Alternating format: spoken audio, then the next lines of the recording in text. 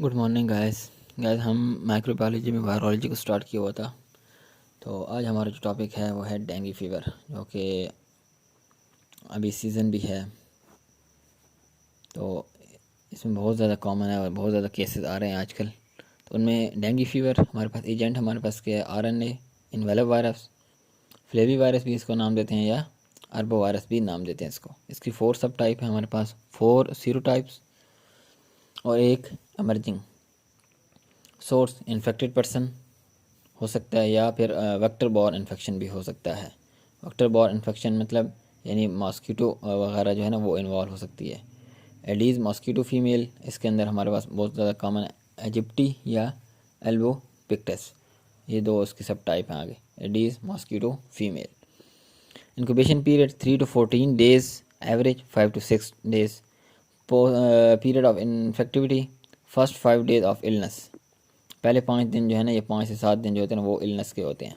उसके बाद अगले जो 7 दिन या 7 से 14 दिन होते हैं वो कौन से होते हैं, रिकवरी के होते हैं। One of the viral haemorrhagic fever, ये वैसे पहला है जो वन ऑफ देम है कि जो हेमरेज कॉज कर सकता है। एपिडेमियोलॉजी 100 कंट्रीज़ के अंदर तकरीबन है 120 million reported case per year हो रहे होते हैं।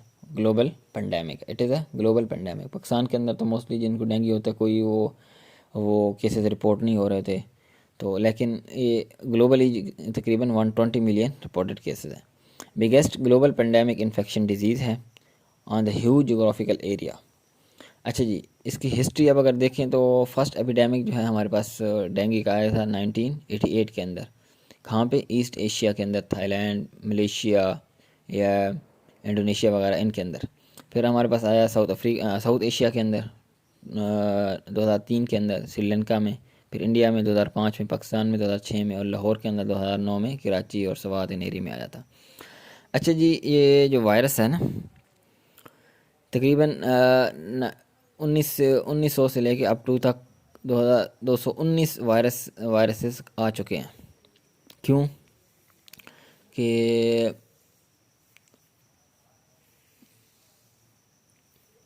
2019 वायरसेस कहाँ से आए हैं वो, कि तकरीबन हमारे पास जो रिस्क फैक्टर है वो ग्लोबल वार्मिंग है। जो माहौलियात हमारा चेंज हो रहा है ना, इन्वायरमेंट हमारा चेंज हो रहा है, ग्लोबल चेंजिंग हो रही है, ग्लोबल वार्मिंग जिसको हम नाम देते हैं। कि million of strain of viruses, virus के जितने भी स्ट्रेन हैं ना, आर फ्रोज़न इन आर्टिस्ट में ग्लेशियर के अंदर फ्रोज़न है।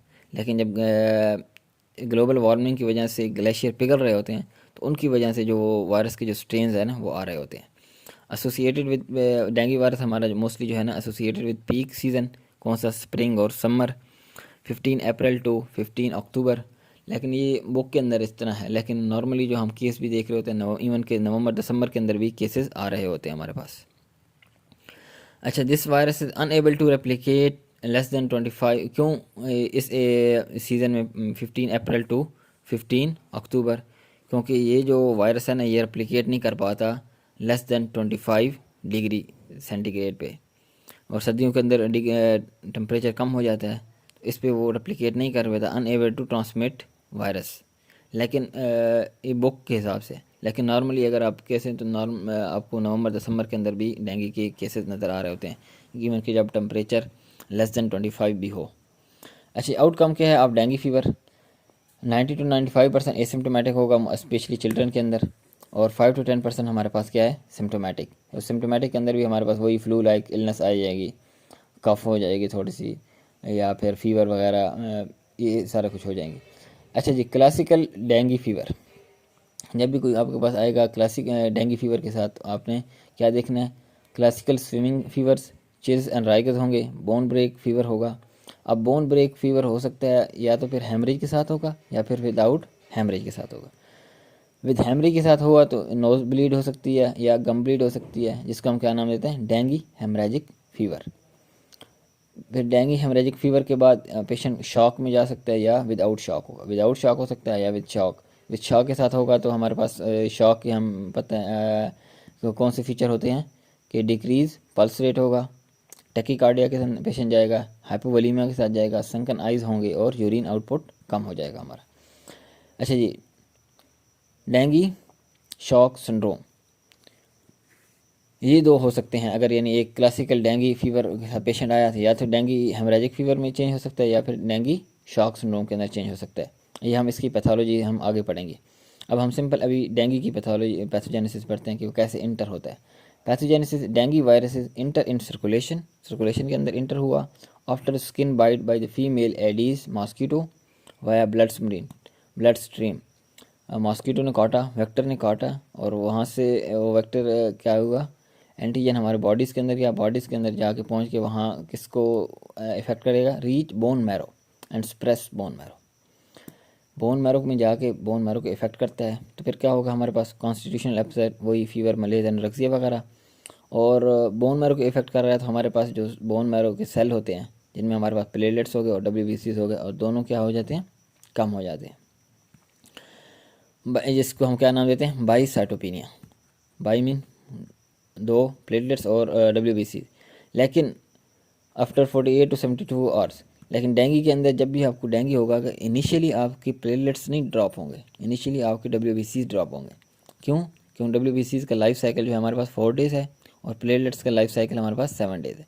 शुरू में WBCs ड्रॉप होंगे, फिर उसके बाद प्लेटलेट्स ड्रॉप होंगे। In dengue fever WBCs first to fall compare to platelets.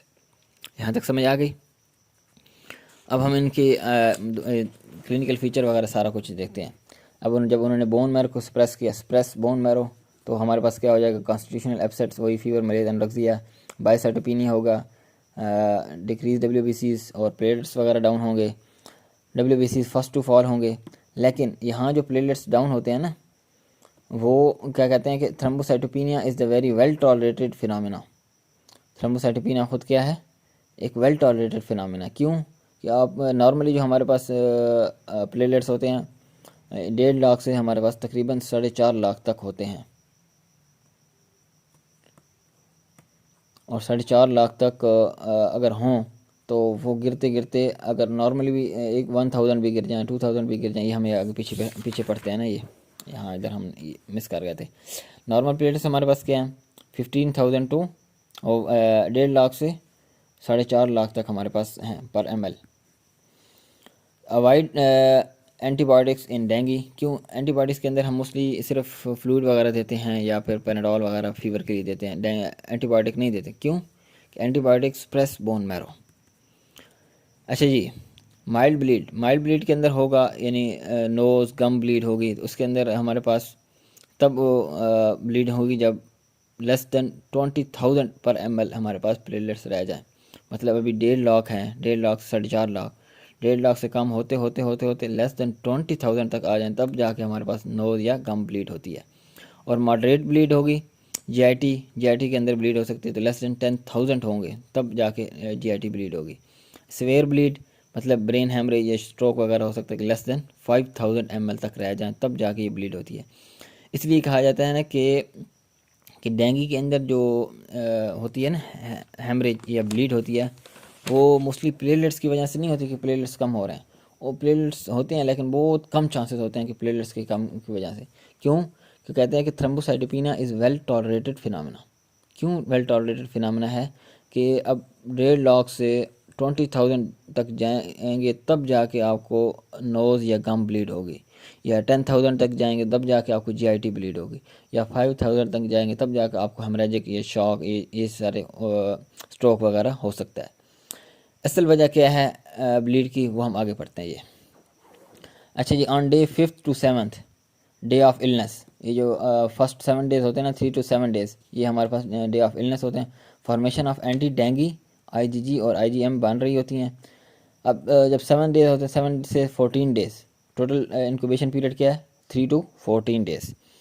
अब पहले 7 दिन तो इलनेस हुई, 7 से 14 दिन हमारे पास रिकवरी हो गई, रिकवरी स्टार्ट हो जाती है 7 to 14 डेज़। अब जब रिकवरी स्टार्ट होती है तो पेशेंट जो है ना वो खुश हो जाता है, और वो क्या बाहर छलांगे लगाना शुरू कर देता है, बाहर घूमना शुरू कर देता है।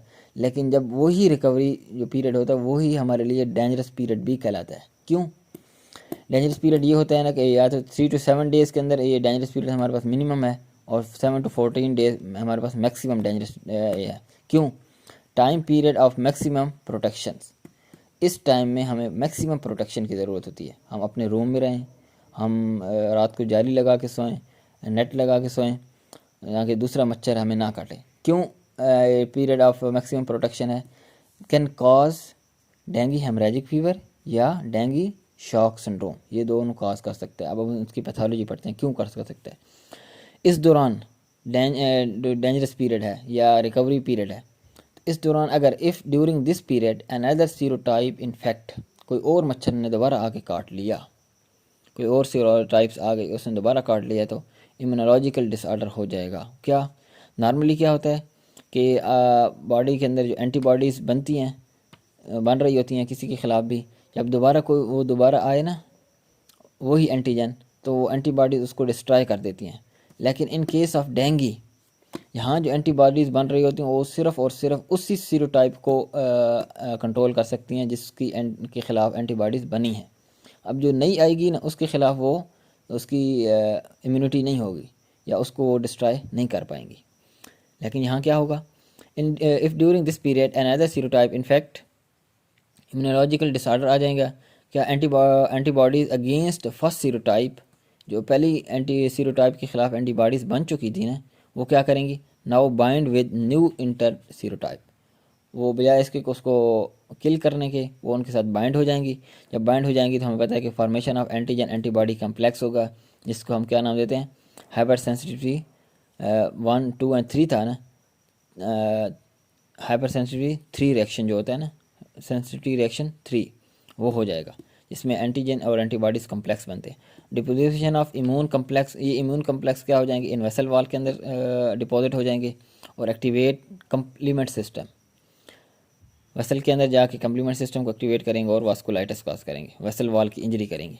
जब वेसल वॉल की इंजरी होगी तो उसकी वजह से दो चीज़ें हो सकती हैं, या हेमरेज भी हो सकता है, या फिर जब वो इंजरी होगी तो हमारा जो फ्लूइड है वेसल के अंदर वो लीकेज होना शुरू हो जाएगा और वो जाके कहाँ चले जाएगा, थर्ड स्पेस के अंदर।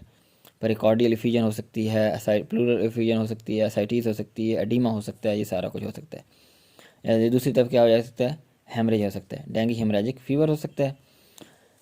अब हमने पढ़ा था ना कि इस पीरियड में अगर दूसरा हो जाए तो क्या हो जाएगा, डेंगी हेमरेजिक फीवर हो गया। दूसरा क्या है, डेंगी शॉक सिंड्रोम। कैसे होगा कि जब आपका फ्लूइड वगैरह जो है ना वो थर्ड स्पेस के अंदर इंटर होना हो जाएगा तो बॉडी के अंदर फ्लूइड वगैरह कम हो जाएगा और बॉडी किस में चली जाएगी, शॉक के अंदर, डेंगी शॉक सिंड्रोम जिसको हम कहते हैं।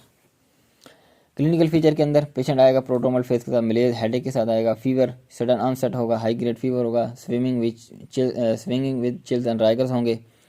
फीवर की स्पाइक्स हमारे पास few hours up to 48 hours हमारे पास आ रही होंगी। इसके बाद फ्लू लाइक इलनेस होंगे, सोर थ्रोट, कॉफ, राइनोरिया, कंजक्टिवाइटिस। इसमें हम पेशेंट अक्सर डॉक्टर भी गलती करते हैं और पेशेंट भी गलती करते हैं। पेशेंट को ये सारी कंप्लेन आ रही होंगी लेकिन साथ सोर थ्रोट, कफ वगैरह होगी तो वो एंटीबायोटिक दे देंगे और एंटीबायोटिक क्या करती है, बोन मैरो को स्प्रेस कर देती है और मज़ीद प्लेटलेट्स कम होंगे, मज़ीद WBCs कम होंगे। इसके अलावा सब क्लिनिकल हेपेटाइटिस हो सकता है। पेशेंट डेंगू के साथ जो हो ना उसको एंटीवायरल एब्डोमिनल पेन की कंप्लेन करेगा, नोज़िया वोमिटिंग की कंप्लेन करेगा और एग्जामिनेशन या जब हम सपोज अल्ट्रासाउंड वगैरह करेंगे तो स्प्लीन हेपेटोमेगाली भी हमें नज़र आएगी। सिवियर माइल्जिया होगा, अर्सल्जिया होगा, बोन ब्रेक फीवर होगा, हड्डियों में इतना सख्त दर्द होगा कि ऐसे कि जैसे हड्डियाँ टूट रही हैं।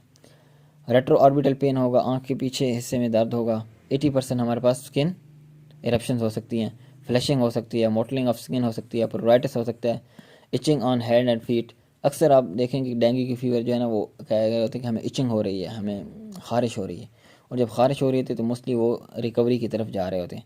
म्यूकुलो पॉपुलर रैशेस होते हैं ऑन स्किन और वो कौन से होते हैं, ब्लेंचेबल होते हैं जो कि फैड ऑन प्रेशर, जब हम उनको ऊपर प्रेशर दें तो वो हो जाते हैं। अच्छा जी, क्लासिकल डेंगू फीवर उसका ड्यूरेशन हमारे पास क्या है, 5 to 7 डेज़ है। 5 to 7 डेज़ में फीवर ऑफ, अब नॉर्मली हमारे पास क्या है ड्यूरेशन, 5 to 7 डेज़।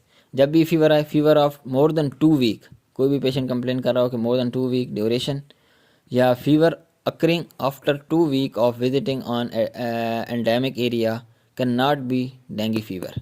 अगर एक लाहौर में, क्योंकि डेंगू का है एपिडेमिक, अगर कोई आदमी गया लाहौर में और 2 हफ्ते बाद जाके कंप्लेन कर रहा है कि जी मुझे अभी फ़ीवर हो रहा है, तो हम उसको डेंगू फीवर नहीं कंसीडर करेंगे।